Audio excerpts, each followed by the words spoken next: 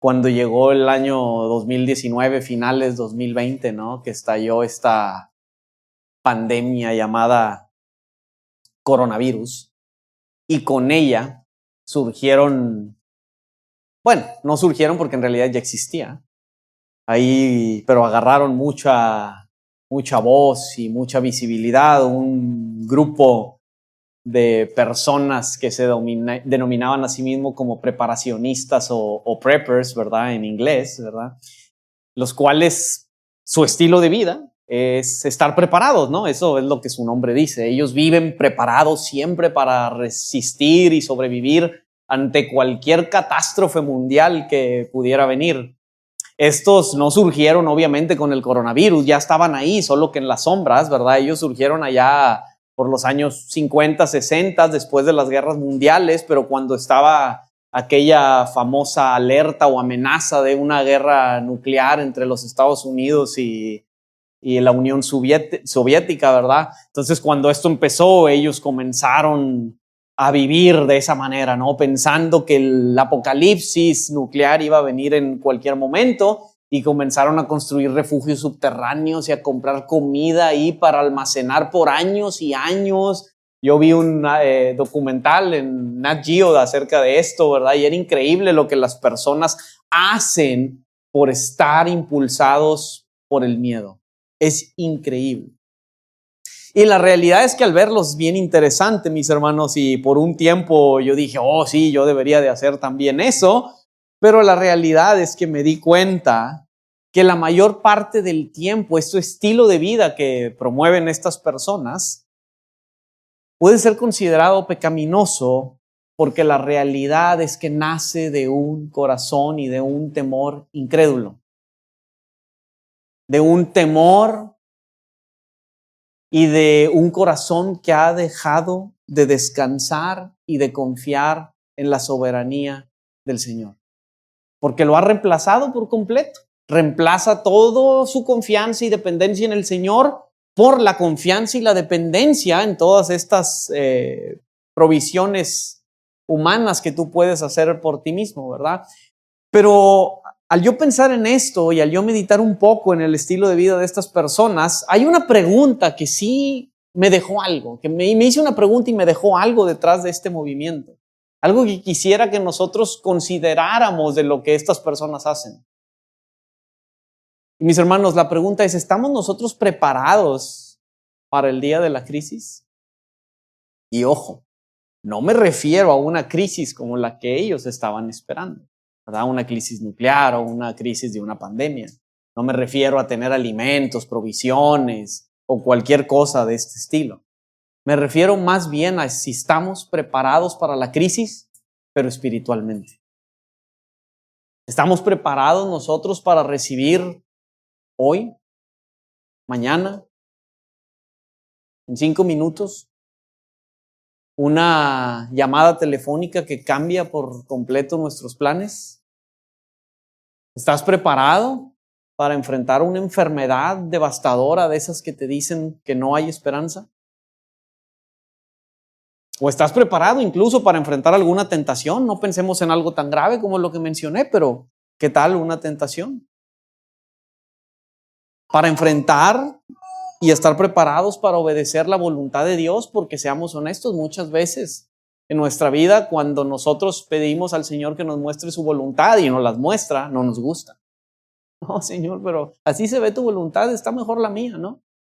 ¿Estamos preparados para obedecer? Y hermanos, seamos bien sinceros.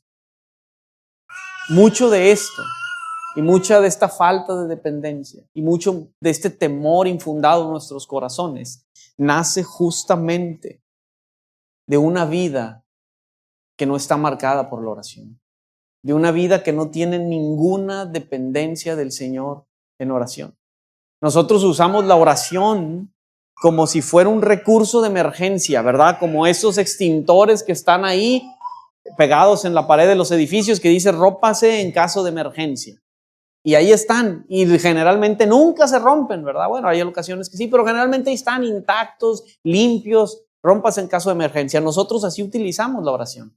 Venimos delante del Señor solamente cuando estamos en una emergencia. Y cuando viene esa emergencia, a pesar de tener ese recurso ahí, la realidad es que también muchas veces ni siquiera lo utilizamos, ¿no? Pasamos días, semanas, meses, primero dependiendo de nuestras propias fuerzas, primero dependiendo de nosotros mismos. Déjame ver qué puedo hacer yo primero, antes de venir adelante del Señor. Esto es algo tan pequeño, ¿para qué le molesto? Entonces mejor déjame ver qué puedo hacer. Y ahí estamos luchando y siguiendo lo que nuestro propio y engañoso corazón nos dice. Y entonces ya cuando todo está perdido, ya cuando de verdad hemos perdido toda esperanza y no tenemos nada más que nosotros podamos hacer, entonces sí venimos delante del Señor desesperados. ¿Por qué? El Señor está ahí siempre para ayudarte desde un principio. Y esto es justamente lo que vamos a ver el día de hoy en Marcos capítulo 14. Eso es lo que vamos a ver y eso es lo que nos enseña Marcos a través de la vida de nuestro Señor. La oración para nosotros no debe de ser solamente para emergencias. Es toda la vida, en todo momento, todos los días, una vida marcada por dependencia del Señor, en donde venimos delante de Él en toda súplica y ruego, poniendo delante de su trono de gracia cualquiera que sea nuestra petición. Por más mínima que parezca, mis hermanos, para el Señor no hay nada pequeño. El Señor se deleita cuando nosotros venimos y pedimos y dependemos de Él. Entonces, mi hermano, esto es lo que vamos a ver hoy. Aquí Getsemaní nos prepara justo para eso. El ambiente en el cual nosotros debemos vivir. El medio en el cual nosotros depositamos nuestras angustias, nuestras ansiedades delante del Señor es la oración. Ahí es donde sometemos nuestros deseos, donde sometemos nuestra voluntad incluso delante del Señor.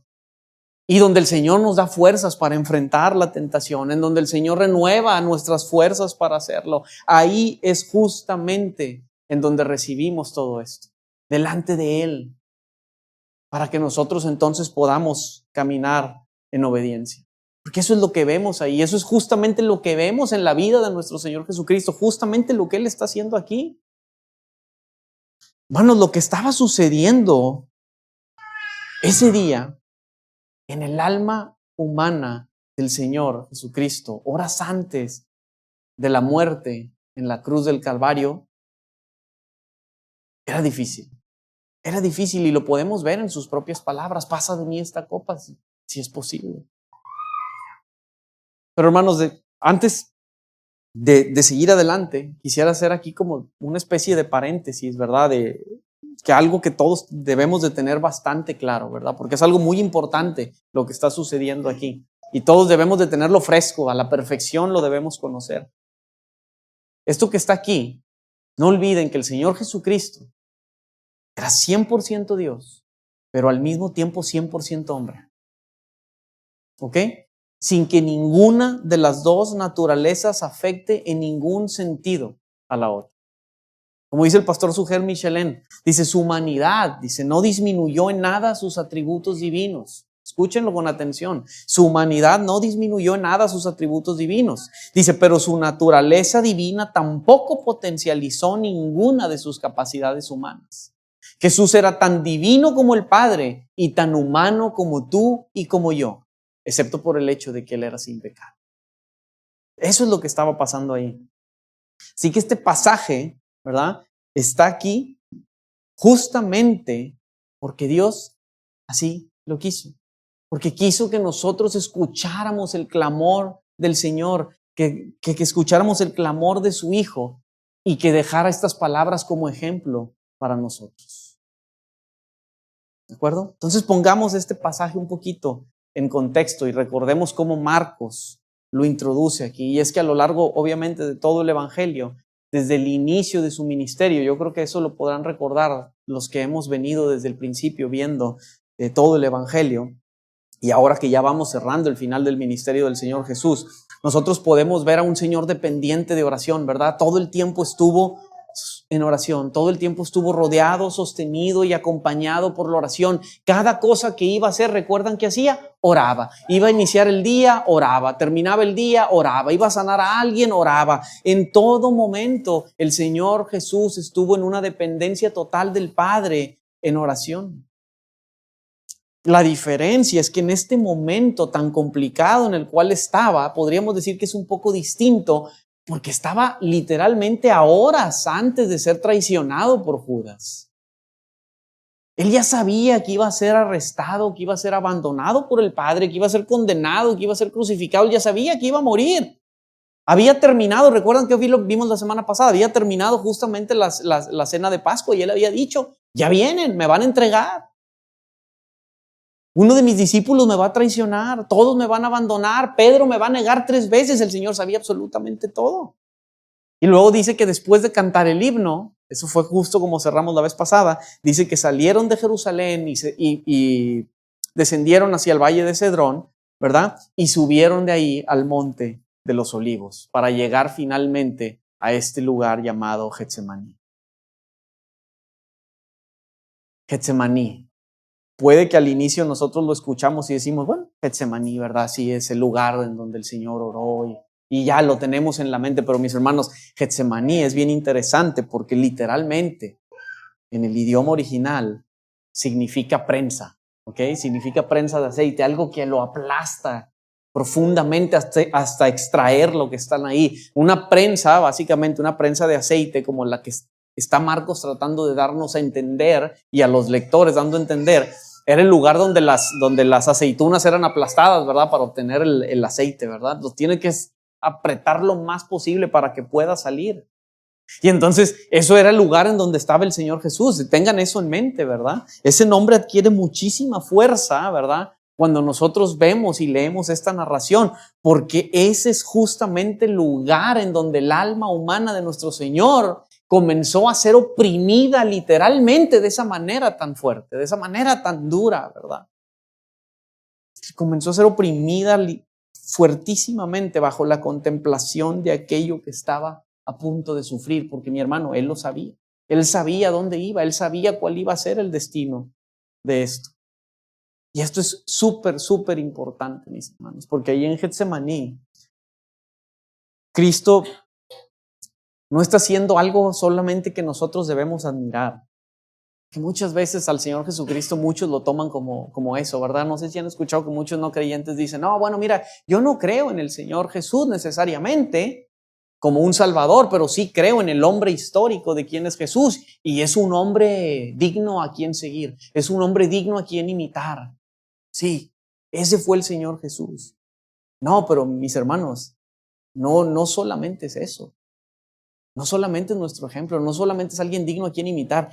Él es nuestro modelo, es nuestro Salvador. Él es nuestro Salvador.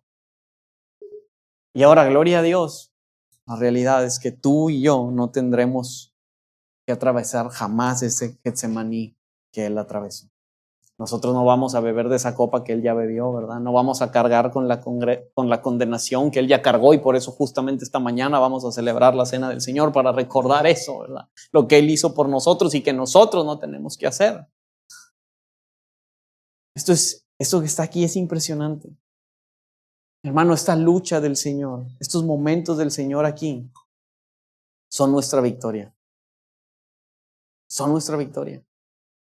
Y por eso mismo es que nosotros ahora podemos seguir las pisadas del Señor. Y lo que vamos a ver en este pasaje es que mientras los discípulos, ¿verdad?, estaban, como lo vimos con Pedro, confiando en sus buenas intenciones, y como lo vamos a ver también aquí en el texto, porque vieron que se quedaban dormidos, ¿verdad? Ellos estaban confiando en sí mismos. Aquí nosotros vemos a un Señor siempre dependiente, confiando en el Padre a través de la oración, cosa que no hicieron los discípulos y cosa que el Señor nos quiere llamar a nosotros a hacer esta mañana, ¿verdad? Entonces, por eso, la palabra de Dios nos llama esta mañana, justo como nuestra proposición del mensaje dice, porque Cristo, dice, en su humanidad nos modela la vida perfecta de oración y nos hace un llamado. Velemos en oración para permanecer fieles a la voluntad de Dios o en la voluntad de Dios. Eso es lo que el pasaje nos está llamando. En esa dependencia en esa oración, velando en todo momento, nosotros podamos permanecer fieles cuando las cosas se pongan difíciles, cuando vengan los problemas, cuando vengan las dificultades. Entonces Marcos nos hace un llamado inicial, nos hace un primer llamado. Verso 32 en adelante. Marcos nos dice, miren, velen en oración para que atraviesen el día de la angustia, tal cual lo hizo Jesús. Velen en oración para atravesar este día. Y el verso 32 nos dice, llegaron a un lugar que se llama Getsemaní. Y Jesús dijo a sus discípulos, siéntense aquí hasta que yo haya orado. Miren qué interesante, ¿verdad? Cómo comienza esta sección. Lo primero que el Señor Jesús hace, ¿verdad? Al llegar al lugar de agonía donde él iba a sufrir, lo primero que hace literalmente es declarar su intención y dice, voy a orar, ¿verdad?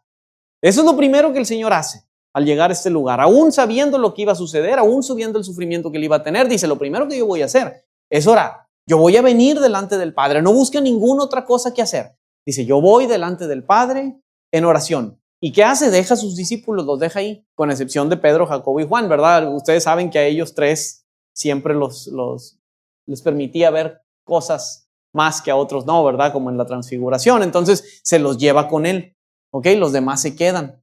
Ellos, repito, ya habían estado en momentos clave, ¿verdad? Cuando resucitó a la hija de Jairo estaban estos tres, cuando se transfiguró estaban estos tres. El Señor siempre les permitió ver algo más allá de su gloria, ¿verdad? Entonces hoy estaban con él ahí en Getsemaní para ver y ser testigos de la aflicción del alma, del espíritu del Señor, al ver la realidad del sufrimiento que él estaba a punto de enfrentar. Y luego nos dice el verso 33. Dice, tomó con él a Pedro, a Jacobo y a Juan y comenzó a afligirse y a angustiarse mucho. Lo estoy leyendo la Nueva Biblia de las Américas por si ven alguna diferencia con el texto suyo, ¿verdad? Entonces, vean las palabras que Marcos, está utilizando ahí. Son bien intensas, son muy fuertes, ¿verdad? Fíjense lo que dice el primero de los verbos que él está diciendo ahí. Nos dice, tomó con él a Pedro, Jacobo y Juan, dice, y comenzó ¿qué? A afligirse. Afligirse. Lo que Marcos quiere comunicarnos es que había un estremecimiento básicamente ahí, que había terror, había consternación. El Señor estaba contemplando algo espantoso que iba a suceder. Y luego, después de utilizar eso, nos dice que se angustió mucho. Había una angustia mental, obviamente, en el Señor ahí. Había una inquietud, había un desasosiego en la mente de él. Entonces el Señor comenzó a experimentar una tristeza real, un horror real, que estaba llenando prácticamente todo su ser. Porque el verso 34, fíjense lo que dice después de eso, para que vean que estas palabras que Marcos nos comunica son reales, que estaban sucediendo en el Señor, en la humanidad del Señor. Nos dice, mi alma, el Señor dice, ¿verdad? Mi alma está muy afligida hasta el punto de la muerte. A ver, no era algo sin razón, dice, está muy afligida a tal punto de la muerte. Dice, estoy muy triste. Estoy rodeado de tristeza, básicamente. Por eso el texto es clarísimo, dice, hasta la muerte. Es una angustia intensa lo que el Señor estaba utilizando ahí para expresar lo que él realmente estaba sintiendo. Su alma estaba rodeada completamente de tristeza, de dolor, de desasosiego. Y entonces tú te preguntas, ¿pero cómo? ¿Cómo es que el Señor pudiera estar tan angustiado, siendo quien era Él? Porque también era Dios, también era 100% Dios. Y hermanos, hay algo bien importante aquí, y es que no debemos pensar que el Señor estaba sintiendo esto simplemente porque tenía miedo del dolor físico, de lo que iba a suceder. No, esto no es lo más importante. Sí, la crucifixión ya lo hemos visto. Yo creo que todos hemos visto documentales, ¿verdad? Esos que han pasado en History Channel y en National Geographic de lo espantoso que era la muerte en la cruz, los sufrimientos que una persona experimentaba, cómo se colapsaban los pulmones. Lo hemos visto, quizás lo hemos visto e incluso hasta hemos llorado, ¿no? De pensar en esta situación, ¿verdad? Porque era una muerte humillante. Recuerden que el Señor fue humillado completamente. Murió desnudo en la cruz, fue golpeado, fue escupido. La piel se le desprendió por completo. Pero hermanos, el peso del dolor no era solamente por eso. Porque nosotros en la historia ya hemos visto, ¿verdad? Mártires cristianos, digo, los discípulos, ustedes saben que la mayoría murió como un mártir, ¿verdad? Tremendamente, con excepción de Juan, pero de ahí en fuera los demás murieron crucificados con la cabeza cortada, ¿verdad? Y hemos visto mártires como aquel prerreformador John Huss, ¿verdad? Que murió quemado literalmente en leña verde, y no sé si recuerdan lo que él hizo cuando estaba a punto de morir, o cuando estaba más bien muriendo quemado. Él estaba entonando himnos, ¿verdad? El dolor era lo de menos. Entonces, el punto que quiero hacer es que no pensemos que, entonces estos fueron más y aguantaron más que el Señor Jesucristo. No. Lo que Marcos está diciendo de lo que el Señor estaba experimentando aquí es que el Señor literalmente iba a ser abandonado por nuestros pecados. El Padre literalmente le dio la espalda, ¿verdad? Por nuestros pecados. Y aquellos hombres ya murieron sostenidos, obviamente, por la gracia de Dios. Cristo estaba cargando con la condenación, pues, que nos correspondía a nosotros. Esa es la diferencia. Cristo iba a experimentar literalmente el abandono del Padre. ¿No dice eso en sus últimas palabras? Padre, ¿por qué me has abandonado? Él iba a experimentar eso en su propia carne. Ser abandonado por el Padre. Bebiendo esta copa por nosotros. Entonces, mi hermano, lo que el Señor estaba sufriendo aquí, esa angustia, solo puede entenderse a la luz del Calvario.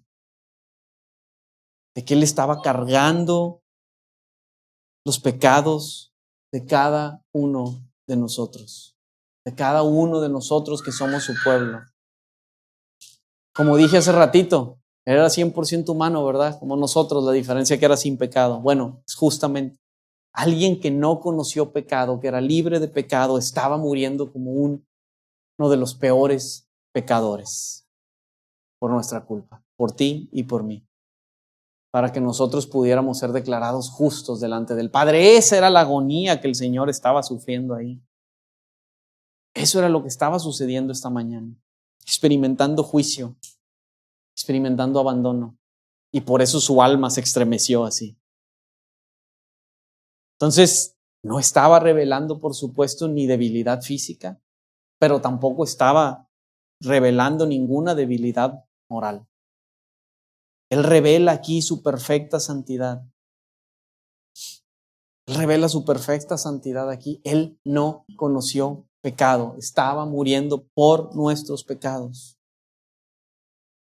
Mis hermanos, nosotros podemos convivir lamentablemente con el pecado porque nuestro corazón pues ya fue contaminado, por supuesto, por él, ¿verdad? Nosotros a veces hablamos del pecado con mucha ligereza porque no comprendemos, lamentablemente, no entendemos la profundidad de lo que Cristo hizo aquí. Por eso. No lo contemplamos con la maldad que lo deberíamos de contemplar, pero Cristo sí. Cristo era profundamente santo y por eso todo su ser, toda su humanidad, digamos, los estremeció de la manera que lo hizo, se afligió de la manera que lo hizo, solamente ante la idea de cargar con esto, porque era todo lo contrario a su naturaleza santa, mis hermanos. Otra vez el pastor Michelin dice y destaca él que la angustia del Señor no se explica por falta de valor, dice, sino por la realidad de que enfrentaría lo que ninguno de sus discípulos enfrentaría jamás. Dice, el juicio debido al pecado de los suyos. Y obviamente, aunque la angustia aquí del Señor es única, ¿verdad? Su respuesta a esta angustia fue ejemplar. ¿Qué hizo cuando su alma quedó rodeada por la tristeza? ¿Qué es lo que nos dice aquí? Verso 35. Dice, adelantándose un poco, dice, se postró en tierra y oraba. Adelantándose un poco, se postró en tierra y oraba. Eso fue lo que hizo, esa fue la respuesta del Señor ante semejante tristeza, ante semejante aflicción, ante semejante angustia. Oró. Él no escondió su dolor delante del Padre, no dijo, no, yo soy fuerte, yo puedo solo. No, aquí yo solito voy a librar esta angustia. No, no nos dice eso. Dice que se adelantó y se postró, literalmente. Se tiró en el piso, se arrodilló por completo. Hermanos, él pudo haber dicho, bueno, yo soy el Hijo de Dios, yo no debo sentirme así, yo debería de sentirme bien, yo no debería de tener miedo porque soy el Hijo de Dios. O tampoco dijo, no, fuera de mí esos pensamientos, no, tampoco hizo eso. Dice que oró, que lo llevó delante de la presencia de Dios, que lo llevó delante del Padre. Hermanos, nosotros pensamos, porque esto es fantástico, el ejemplo que nos da el Señor aquí es fantástico. Nosotros a veces pensamos que la madurez espiritual, ¿verdad? Cuando ya estamos bien maduros espiritualmente, es, no, yo no puedo sentir dolor, yo no puedo sentir aflicción, yo no puedo sentir tristeza porque no, yo llevo 40 años en la iglesia, yo soy bien maduro, yo conozco la Escritura, eso no puede venir a mí. Pensamos que un cristiano nunca llora, ¿verdad? Que nunca se aflige, que nunca se siente abrumado, que nunca reconoce que algo le duele. No, llegamos aquí en la mañana, hermano, ¿cómo estás? Y podemos venir sufriendo, podemos traer una aflicción de espíritu tremenda, podemos venir pasando por alguna situación bien difícil. Mi hermano, ¿cómo estás? Bendecido. Todo bien, para la gloria de Dios, pero por dentro, mis hermanos, sufriendo.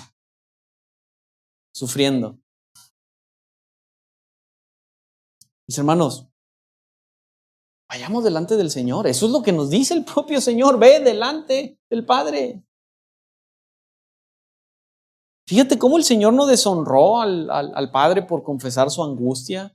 No perdió la fe al reconocer que Él estaba afligido, al reconocer que no podía. No fue rechazado por el Padre tampoco diciendo, no, ¿cómo que tú no puedes con eso? No, al contrario. Hermanos, la oración, de verdad, la oración verdadera comienza justamente cuando no fingimos que estamos sufriendo. Cuando no fingimos. Por el contrario, comienza justo así. Cuando llevamos nuestro dolor, cuando llevamos nuestro sufrimiento, cuando llevamos nuestras aflicciones delante de Él. Yo no sé por qué queremos atravesar ese valle de angustia, ese valle oscuro nosotros solos. Siempre. Esa es la tendencia natural que tenemos. Viene el día de la angustia y nosotros queremos ir solos. No, yo puedo solo. Te sientes cargado por lo que sea, mi hermano, puede ser una enfermedad, un ser querido que murió, un problema en tu matrimonio, con tus hijos, financiero, lo que sea que sean tus planes. Decimos, no, yo puedo solo. No, esto nada más es mío, esto no lo voy a compartir con nadie, ni siquiera con el Señor. No, mi hermano, el Señor nos está diciendo justamente lo contrario. En ese momento, lo primero que debes de hacer, y es lo mismo que el autor de Hebreos nos dice, ve delante del trono de gracia del Señor y Él te va a recibir. Búscalo, busca al Señor en ese momento.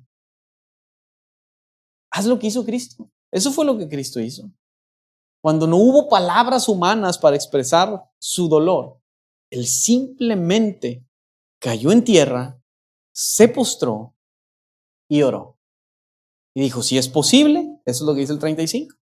Dice, pasa de mí esta hora vacía. Pasara de aquel esa hora. El Señor estaba haciendo lo que el salmista dice en el Salmo 50:15. Dice, invócame a mí en el día de tu angustia. Y Él da una promesa, dice, te libraré y tú me honrarás. Invócame. Mira, mi hermano, yo sé que los sufrimientos, las aflicciones, los problemas, a nadie nos gustan, ¿verdad? Nadie va a decir, sí, amén, que vengan. No, nadie dice eso, ¿para qué mentimos? Nadie dice eso. Son difíciles, son momentos de prueba. Que nada más muchas veces hay dos opciones, o te afirman tu fe o te alejan del Señor, lamentablemente. Pero mi hermano, las dificultades, los problemas, no debe de ser algo que nos aleje del Señor. Por el contrario, los problemas, las aflicciones, lo que sea, están ahí y el Señor las permite para acercarnos a Él con mayor urgencia. Para eso están. Porque si no, ¿para qué necesitamos, verdad? Cuando no hay problemas no necesitamos del Señor. Siempre no, estamos bien. Pero cuando viene el primer problema, Señor, Los problemas, o sea, de verdad, dice Santiago, tened por sumo gozo cuando os halléis en diversas pruebas. Está diciendo básicamente, tened por sumo gozo cuando te halles en un arco iris de pruebas, de todos sabores y colores. Ahí dice, ten por sumo gozo. Porque la prueba de la fe produce, y entonces ya nos dice, hermanos, esto debe de acercarnos al Señor con urgencia. No permitas que la tristeza, que la aflicción, que el dolor te aísle espiritualmente. No lo permitas. No permitas que la ansiedad te lleve horas y horas interminables de distracción. Porque sí, no me van a dejar mentir, ¿verdad? Porque eso pasa cuando estamos ansiosos. Estamos en la casa caminando. Hacia ningún lado. Va a decir mi esposa, sí, te he visto hacer eso. Y cuando menos acordamos, hermanos, pasó horas. ¿Y cuándo acudimos delante del Señor? Nunca. Estuvimos batallando nosotros solos con nuestra mente, luchando solos. ¿Para qué? ¿Para qué? Ve delante de Él. Eso es lo que necesitamos, presentar esto delante del Señor. Pero también tenemos el ejemplo de los discípulos. ¿Qué hicieron ellos? Dicen, no, pues los discípulos se durmieron. Estaban bien tristes y se durmieron. Eso es lo que nos dice Lucas, ¿verdad? A veces hacemos eso, ¿verdad? Estamos bien tristes y nos dormimos en lugar de orar. Pero hermanos, en medio de la tristeza, en medio de la aflicción del Señor, por el contrario, los discípulos, dice que Él oró. Que Él oró. Los discípulos trataron de escapar, ¿verdad? Del peso, de la aflicción, cerrando los ojos. Ya, listo, mira, me duermo y todo pasará. Mañana será un nuevo día. No. Hagamos lo que hizo el Señor. Ven delante del Padre. Y esa es la primera lección que quiero que veamos aquí en el Getsemaní. Velemos en oración. Eso es lo que nos está llamando Marcos. Vela en oración para atravesar el día de la angustia. Y quizás, como nota aclaratoria, no vayamos o el Señor no nos vaya a retirar, ¿verdad? Se apagó, ¿verdad? ¿Se escucha? No, ¿verdad? Se terminaron las pilas, perdón. Quizás el Señor no nos va a quitar esa aflicción inmediatamente, ¿verdad? Porque a veces pensamos que es así, ¿no? Ya, pum, oramos, listo, se acabó. No, tal vez no vaya a ser así. Tal vez no vaya a pasar así. Porque el Padre no retiró a Cristo de la cruz, ¿verdad? Tuvo que seguir su camino. Pero mi hermano, en la oración, y esto quiero que lo entiendas, es justamente donde encontramos la presencia, donde encontramos la sabiduría, donde encontramos la gracia que necesitamos para enfrentar ese día. Ahí lo encontramos. La oración no siempre cambia las cosas que nos rodean, no siempre cambia la situación que estamos pasando. Pero lo que sí impide la oración es que atravesemos el sufrimiento solos. Él va con nosotros.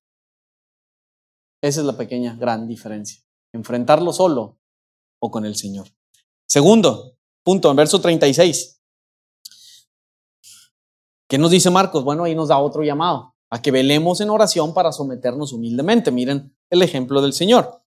Dice y decía, Abba Padre, para ti todas las cosas son posibles, aparta de mí esta copa, pero no sea lo que yo quiero, sino lo que tú quieres. Aquí hay, permítanme ponerlo de esta manera, hay 4 movimientos que suceden en lo que el Señor hace aquí. Hay primero una relación, después hay una confianza, después una petición y después hay una sumisión, ¿ok? Relación, confianza, petición y sumisión. Entonces él comienza diciendo, Abba Padre, ¿ok?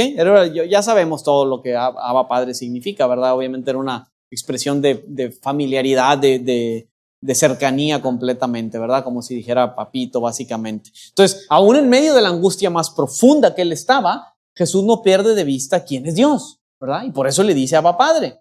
La crisis, lo que estaba sucediendo, no destruyó la confianza del Señor. Por el contrario, la reafirmó y por eso llega él con firmeza y dice, Abba Padre, ¿verdad? Le dice ahí. Hermanos, una de las luchas más difíciles, obviamente, durante el sufrimiento que nosotros podemos tener, es olvidarnos, obviamente, de quién es el Señor. Cuando todo va bien, nosotros nos olvidamos, ¿verdad? Muchas veces decimos, bueno, todo va bien, todo va perfecto, no necesitamos al Señor, todo está asombroso, ¿verdad? Y nos olvidamos de que Él es bueno, nos olvidamos de que todo lo que tenemos es porque Él nos lo ha dado, ¿verdad? Pero cuando viene el momento de aflicción es cuando debemos de recordar estas palabras que el Señor está haciendo aquí. Jesús nos está enseñando justamente que nosotros, ante cualquier situación, debemos de venir delante del Señor recordando quién es Él. Recordando quién es Él. ¿Ok?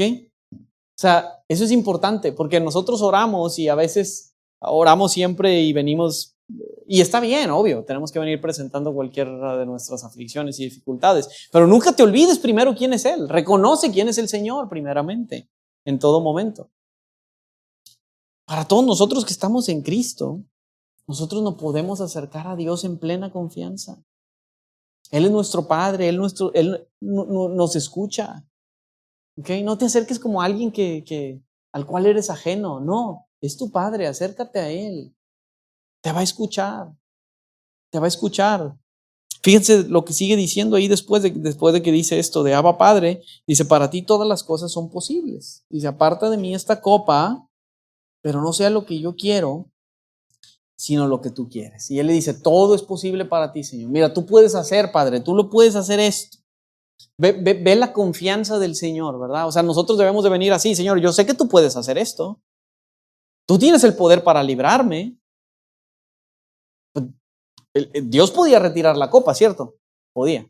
Obviamente nosotros sabemos que eso no iba a ser así, ¿verdad? Pero Él podía hacerlo. Pero en ese momento no, porque así requería que fuera la voluntad redentora, ¿verdad? Requería que esa copa fuera bebida, ¿verdad? Pero el Señor podría hacerlo. Entonces, nosotros igual. O sea, primero debemos de venir reconociendo que el Señor lo puede hacer. Obviamente, es muy diferente cuando venimos delante de Él, como dicen muchos, tratándole de hacer, perdóname la expresión, pero como dicen manita de puerco, ¿verdad? Como tratando de manipular a Dios, ¿verdad? Pensando que Dios va a hacer exactamente lo que nosotros deseamos. Pero no. Nosotros debemos de venir delante de Él, poner nuestras peticiones delante de Él, entendiendo que Él va a responder a ellas conforme a su voluntad. Pero reconoce quién es Él. A veces tenemos miedo, ¿no? A veces venimos delante del Señor y decimos, bueno, Señor, mira, si tú quieres, si bien te parece, me puedes sanar, Señor. O sea, hermanos, a veces esas son expresiones de pura falta de confianza. Señor, mi anhelo es que me sanes, mi anhelo es que sanes a mi hermano, mi anhelo es pero se haga tu voluntad, por supuesto. ¿Verdad? Porque obviamente sabemos que así es, porque hay veces que el Señor, por más que venimos y decimos, Señor, sana esto, hemos visto que no, ¿verdad? Y que hay personas que han pasado a la presencia del Señor porque no han sanado de alguna enfermedad. Pero al final nosotros debemos de venir con esa confianza delante de Él de que Él puede hacerlo. Esa es la fe. ¿Dios puede hacer todo? Sí, pero también la fe te dice, pero confío en que Él hará exactamente conforme sea su voluntad. Eso es. ¿Él lo puede hacer? Sí, pero también sé que Él va a hacer las cosas conforme a su voluntad. Lo que sea, mejor. Y entonces viene la petición después y le dice, aparta de mí esta copa. Yo quiero esto, Padre, yo quiero esto, ¿verdad? Y lo expresa claramente. No suaviza su petición, no le dice, bueno, si quieres, no, le dice, aparta de mí esta copa. ¿Ok? No habla con ambigüedad. Hermano, la sumisión al Señor, aquí lo vemos clarísimo, ¿verdad? No elimina la petición. Nosotros, como dije, podemos pedir por sanidad, por provisión, por restauración, por dirección, por lo que sea. ¿Ok? La oración no consiste en repetir lo que suponemos que Dios quiere escuchar, sino en abrir nuestro corazón delante de Él.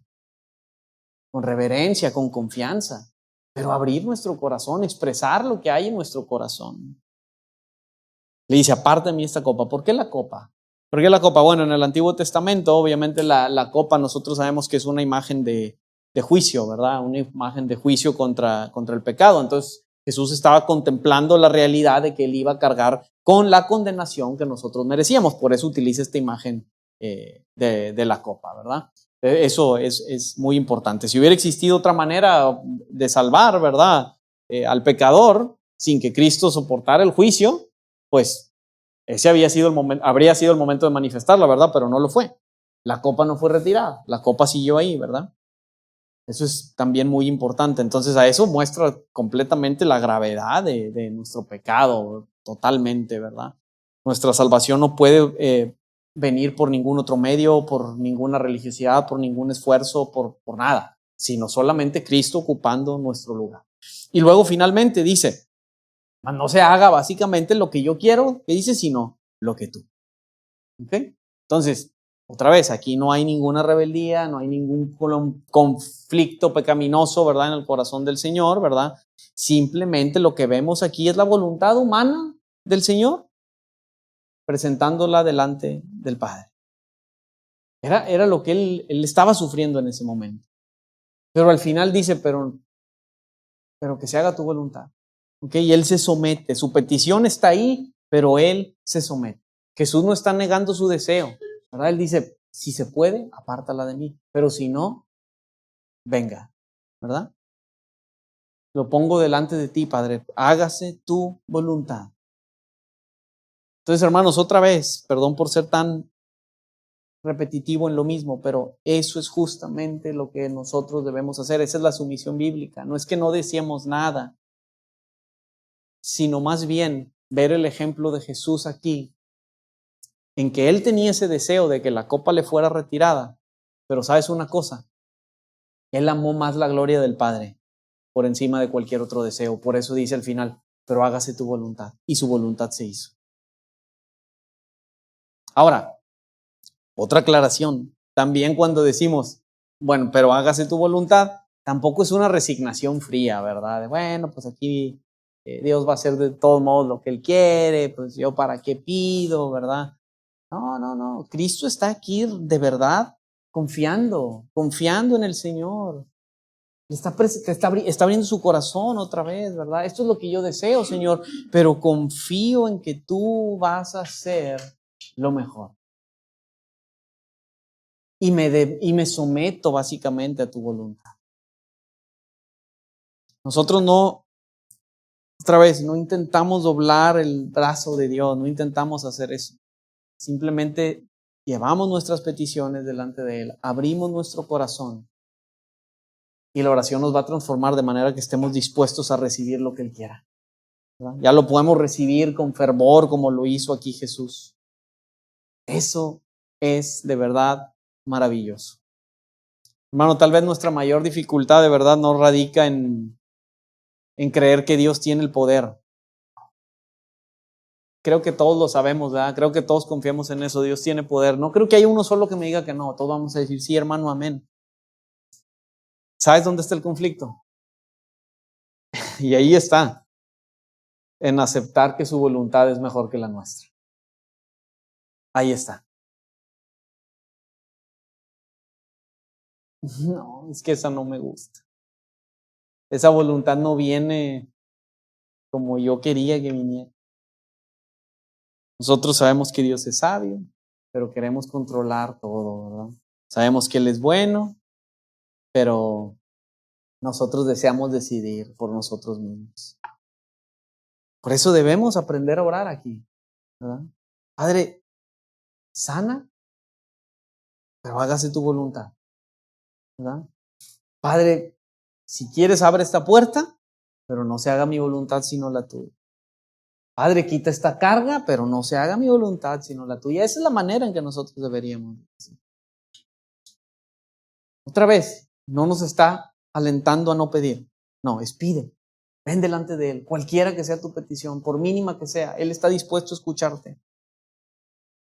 Pero entrégate completamente a su voluntad. Y eso es lo que el Señor nos muestra aquí. Número 3, que nos dice Marcos en el verso 37. Qué interesante contraste aquí. Y Él nos está enseñando aquí a que velemos en oración para que enfrentemos la tentación. Verso 37 nos dice, entonces Jesús vino y los halló durmiendo y dijo, Pedro, Simón, ¿duermes? ¿No pudiste velar ni siquiera por una hora? ¿Verdad? Él orando, los discípulos durmiendo, ¿verdad? Él confiando y dependiendo completamente del Padre y ellos, bueno, otra vez confiando en sus buenas intenciones, Jesús preparándose para obedecer, ellos completamente desprevenidos, dormidos, bien a gusto, ¿verdad? Eso es exactamente lo que vemos aquí, la misma forma en la que Pedro había prometido horas antes de no, yo voy a morir si es necesario, yo no te voy a negar, ¿verdad? Ahí estaba justamente haciendo exactamente lo mismo, hermanos. Y otra vez, no era porque Pedro había sido hipócrita y aquí mismo los discípulos igualmente, ¿verdad? Ellos creían verdaderamente que en este momento iban a permanecer fieles. Ellos pensaban que sí iba a ser así. Simple y sencillamente, como dije, estaban o desconocían, ¿verdad? O estaban ignorando la debilidad de la carne, ¿verdad? Entonces, por eso aquí otra vez el Señor llega y fíjense cómo le llama, es bien interesante, a veces lo podemos pasar desapercibido. No le dice Pedro, ¿verdad? ¿Cómo le dice? Simón, ¿verdad? Le dice Simón, ¿duermes? Le llama por su antiguo nombre, básicamente, ¿verdad? Y le dice, Simón, ¿duermes? Imagínate nada más, este hombre que había declarado que él era el Cristo, el Hijo del Dios viviente, quien lo había visto transformarse, ¿verdad? Transfigurarse, perdón, ahí en el monte, el que había estado aquí con todo eso, y que había visto y que había contemplado la gloria de Dios, no se pudo quedar despierto ni una sola hora, estaba dormido. Qué interesante. Samuel Pérez Millos, él observa, dice, cómo en las grandes promesas, dice que pueden quedarse solamente en palabras, ¿verdad? Hablando de Pedro, dice, mira cómo las promesas pueden quedarse solamente en palabras cuando no están acompañadas de una verdadera dependencia en Dios. Por eso le dijo, no, yo no te voy a negar, y lo negó. No, yo me voy a quedar despierto, y se durmió. Hermanos, a veces nosotros podemos hacer promesas bien bonitas. Oh, Señor, mira, que si tú me das esto, que yo no vuelvo a... Hermanos, si no hay una dependencia verdadera en Dios, te lo aseguro que vas a volver a caer como estos hombres, ¿verdad? Por eso aquí viene lo central de ahí, en el verso 38. ¿Qué dice? Este es el centro de todo el pasaje, básicamente. Dice, velad y orad. Vela, permanece despierto, está vigilante espiritualmente. Obviamente no se trata solo del sueño físico, ¿verdad? Eso se trata de que para nosotros como creyentes, ese velad es, reconoce que vives en un campo de batalla y que no solamente es físico, es espiritual, ¿verdad?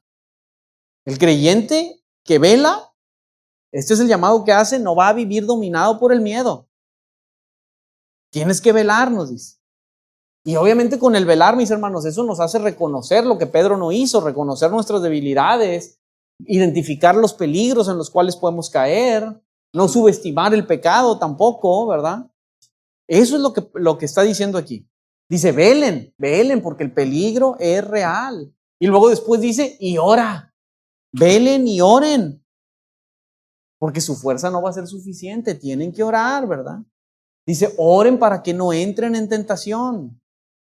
Obviamente no significa que nunca van a ser tentados, ¿verdad? Porque de hecho la prueba estaba aquí a minutos de llegar, ¿verdad? Judas iba a llegar ya con todos estos traicioneros y el Señor iba a ser arrestado, ¿verdad? Y iba a pagar con su propia vida, ¿verdad? Simple y sencillamente el Señor les está enseñando que antes de la prueba, para nosotros poder superarla, necesitamos orar. Dice, y oren antes de que llegue la prueba, porque la prueba va a llegar. Oren antes. Y este es un principio fundamental en nuestra vida, muy fundamental. Es indispensable que lo entendamos, porque la mayoría de las batallas, mis hermanos, la mayoría de las batallas espirituales que nosotros perdemos o ganamos, cualquiera que sea, se ganan o se pierden antes de que lleguen. ¿Por qué? No hemos orado, porque no estamos afianzados en el Señor, porque no hemos estado dependientes de Él, porque estamos alejados de la comunión con Él. Entonces, básicamente nos está diciendo, mira, no esperen a que entren en tentación para que comiencen a orar, porque la tentación va a venir, mejor oren ahora para que estén firmes en medio de ella. Pero no, ¿verdad? Nosotros esperamos hasta que llegue el momento que ya estamos llenos de ira, hasta el momento que ya tenemos una imagen impura delante de nuestra mente, en el momento en que la conversación ya se convirtió en un chisme. No, es ora en todo momento. Y sí, mi hermano, Dios puede socorrerte en ese momento, ¿verdad?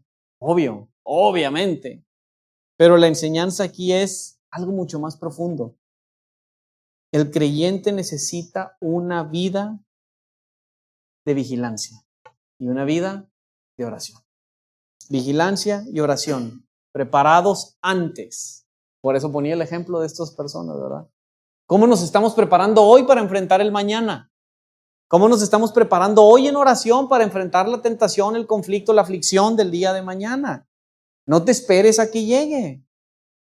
No te esperes a que esto llegue. Porque fíjate lo que dice el Señor ahí mismo otra vez. Dice, velen y oren. Dice, para que no entren en tentación.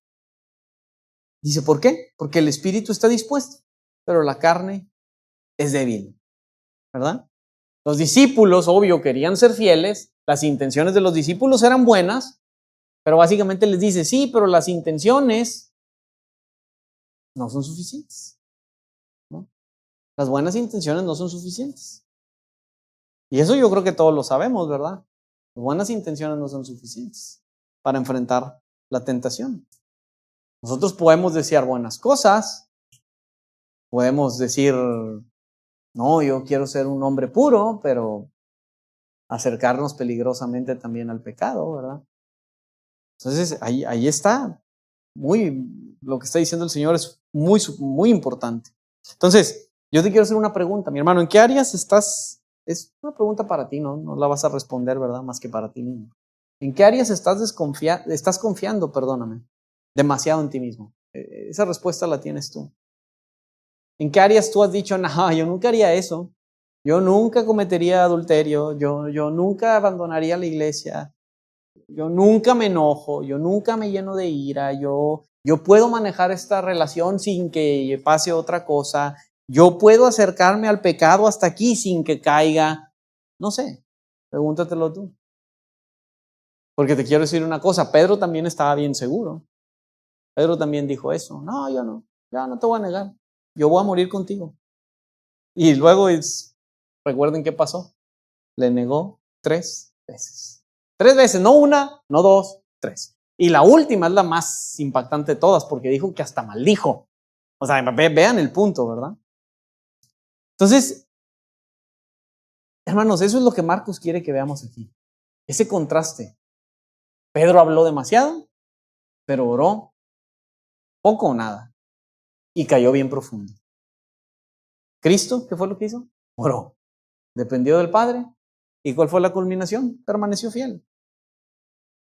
Entonces, mis hermanos, la falta de oración en nuestras vidas, la verdad es que muchas veces no se ve no se ve en una caída inmediata, ¿verdad? O sea, a veces no se ve así. Nosotros podemos descuidar nuestra vida de oración por semanas, por meses, y podemos seguir viniendo a la iglesia, congregándonos, incluso leyendo la escritura, pero cuando nos alejamos de esto, poco a poco, vamos reemplazando la confianza en el Señor por la confianza en nosotros mismos. Nos vamos convirtiendo en autosuficientes, perdón. Nuestra conciencia se va volviendo más o menos sensible, más bien, ¿verdad? Y entonces, cuando esto sucede, ya la tentación comienza a ser cada día más atractiva. Entonces, si tú te preguntas, bueno, ¿y cómo hago esto? Pues, ¿cómo puedo velar y orar? ¿Cómo hago esto que el Señor está diciendo? Bueno, mi hermano, primero reconoce tus tentaciones, ¿verdad? Reconoce tus áreas débiles, pues, particulares. Todos tenemos distintas, ¿verdad? Tú las sabes. Tú sabes a qué eres vulnerable, pero reconócelas delante del Señor. Eso es lo primero que debemos de hacer. Tú tal vez no eres vulnerable a la ira, pero tal vez eres vulnerable a otra cosa, ¿verdad? Reconócela. Ese es lo primero que debemos de hacer. Una segunda cosa que deberíamos de hacer es, hermano, identifica las circunstancias que pasan en tu vida cuando ves que esa tentación aumenta. ¿Qué lo detona básicamente? Cuando estás cansado, cuando estás solo, cuando estás frustrado, cuando estás en tu teléfono nada más divagando. ¿Cuándo viene? Reconoce eso para que puedas salir y dejar de hacerlo. Tercero también, ¿verdad? Antes de entrar en estas situaciones, mi hermano, ora, ¿verdad? Ora antes de una conversación que vayas a tener, ora antes de responder a lo que tengas que responder. Siempre ven delante del Señor. Y finalmente, usa los medios de gracia. Eso lo vengo repitiendo desde hace tiempo. Usa los medios de gracia. Si ya identificaste algo que te hizo caer, aléjate inmediatamente. Aléjate inmediatamente de eso. No puedes convivir con eso. Aléjate. Si tienes un pecado que está ahí escondido, confiésalo, mi hermano. Si eres débil, ven delante de otro hermano maduro en la fe, de alguien en que tú confíes. Es tener de verdad mentores o hermanos maduros en la fe con los cuales podamos venir y expresar nuestras luchas. No sabes lo que ayuda, mi hermano. Hazlo. Hazlo. Siempre ven delante del Señor. Entonces termina el texto diciendo ahí que los discípulos durmieron por causa de la tristeza, ¿verdad? Durmieron por causa de la tristeza. No, ya ellos mejor se quedaron dormidos, ¿verdad? A pesar de que el Señor les había dicho, no, velen y oren, velen y oren. Y esto debe de ser para nosotros, velar y orar.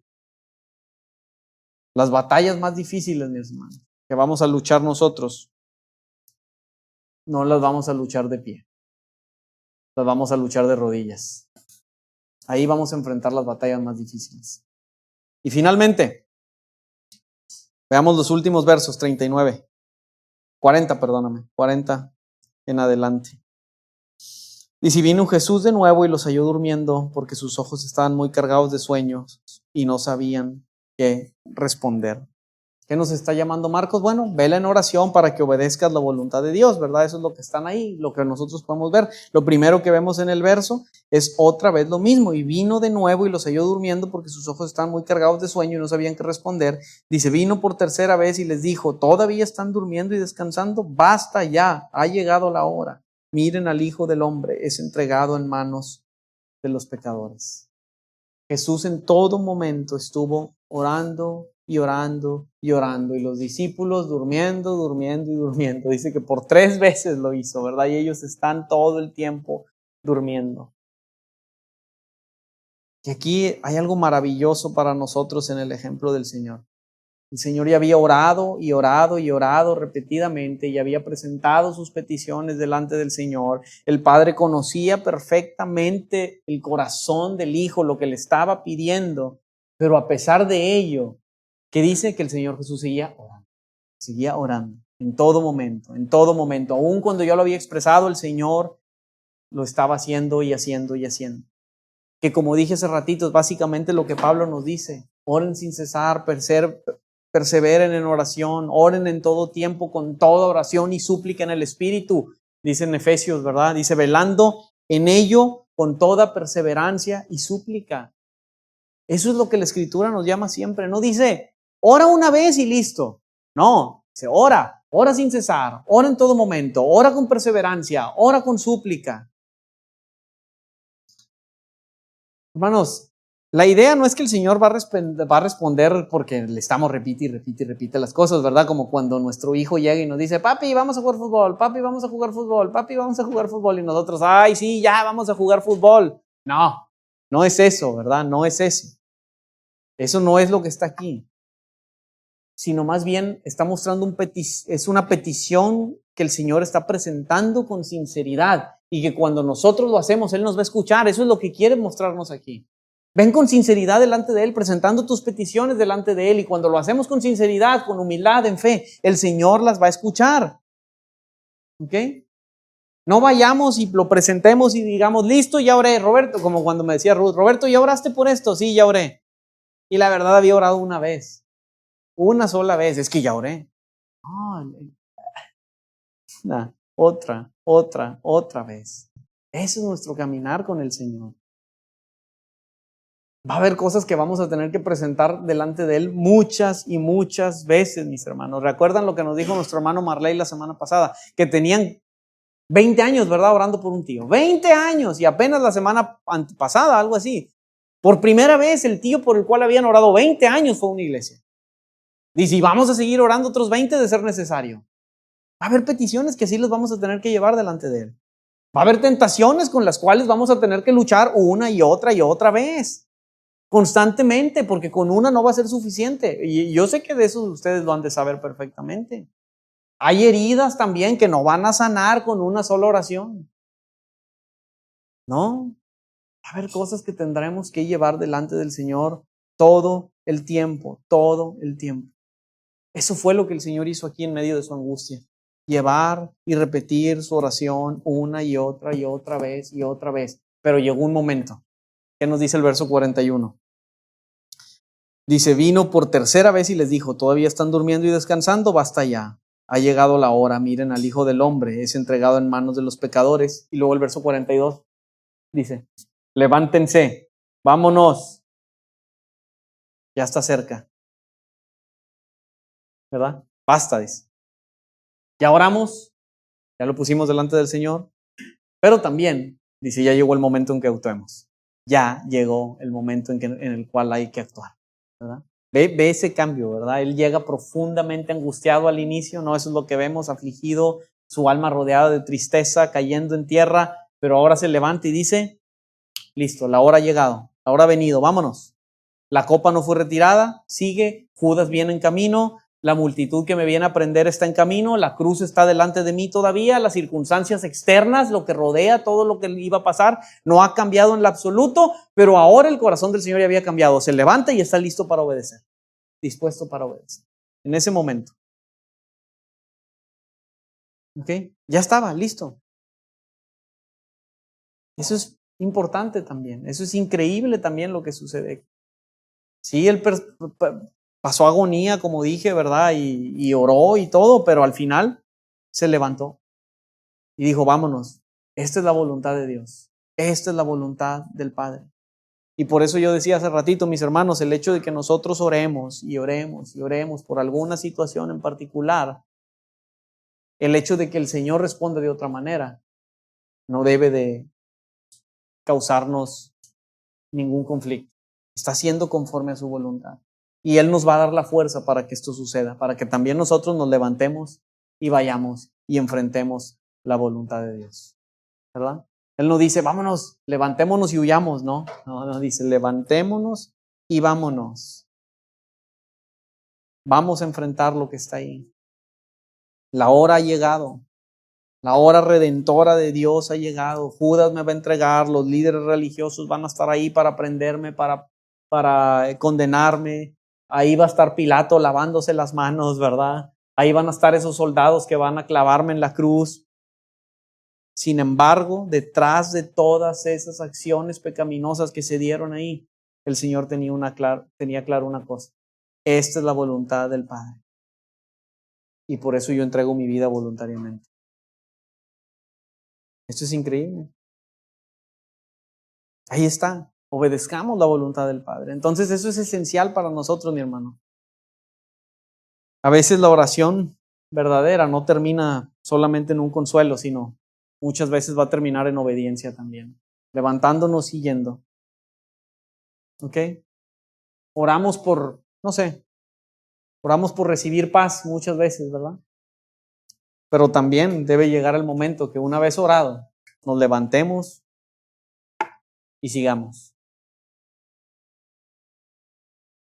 Oramos muchas veces para que el Señor quite de nosotros las cargas, sean las que sean que tengamos. Pero también va a llegar el momento en que te vas a tener que levantar y asumir la responsabilidad de eso. Oramos con deseos, con situaciones que nosotros queremos, ¿verdad? Pero también va a llegar el momento que tengamos que levantarnos y hagamos la voluntad de Dios. ¿Okay? Así es. La verdad es que muchas veces, yo le he dicho a los estudiantes ahí en el seminario, oramos o usamos la oración para retrasar algo que sabemos que tenemos que hacer. Usamos la oración para frenar, ¿verdad? Para retrasar lo que Dios ya ha ordenado. Hermano, estoy orando para saber si yo debo de perdonar a mi roomie. No necesitas orar por eso. Eso Dios ya lo mandó. No es si tienes que orar o no, eso lo mandó Dios. Hermano, estoy orando para saber si debo de dejar esta relación pecaminosa que tengo con mi novia. No necesitas orar por eso, el Señor ya habló. Y dijo que era pecado, ¿verdad? Estoy orando, mi hermano, para saber si debo de confesar algo, si debo de servir en la iglesia. Hermano, eso ya está en la palabra. A veces, de verdad, a veces, en muchos casos, no necesitamos una nueva dirección. Necesitamos obedecer. Necesitamos levantarnos y ir. Necesitamos obedecer la dirección que ya recibimos, que el Señor ya nos ha dado. Lo que está en la Escritura es claro. ¿verdad? Es clarísimo. Sí, hay un tiempo para que caigamos de rodillas, como lo hizo el Señor, pero también hay un tiempo para que nos levantemos. Hay un tiempo para decir, aparte de mí esta copa, pero también hay un tiempo para decir, levántate y anda, levantémonos y vamos. Entonces, la oración, mis hermanos, no sustituye la obediencia. La oración es el medio por el cual Dios nos fortalece para obedecer, ¿verdad? Entonces, termino con esto. ¿Qué voluntad de Dios conocemos? Sabemos, pero todavía la estamos resistiendo. A lo mejor tú ya sabes lo que debes de perdonar, pero estás esperando sentir deseos para hacerlo, ¿verdad? A lo mejor ya sabes qué pecado debes de confesar, pero estás buscando el momento más cómodo, el momento que duela menos. A lo mejor ya sabes que estás haciendo mal, ¿verdad? Pero continúas negociando con Dios a ver cuál es la manera que afecta menos, ¿verdad? O que debes reconciliarte con alguien, pero el orgullo te está deteniendo.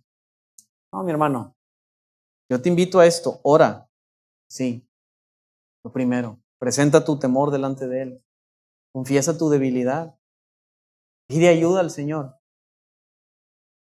pero sométete a su voluntad y después levántate. Y después levántate, no tienes que esperar a sentirte completamente fuerte. No, el Señor se levantó aquí, aún llevando las marcas de esa angustia, ¿verdad? La obediencia no siempre se va a ver triunfante, a veces obedecer se va a significar que tú te levantes con lágrimas, de verdad. A veces obedecer se va a significar que tú te levantes caminando, temblando, yendo hacia ese lugar. Sintiendo el peso de la prueba aquí, ¿verdad? Pero eso es justamente, ¿verdad? Lo que la fortaleza espiritual es.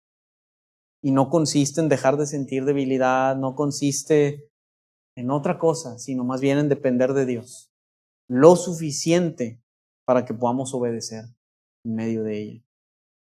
Eso fue lo que Cristo hizo, se levantó, obedeció la voluntad del Padre.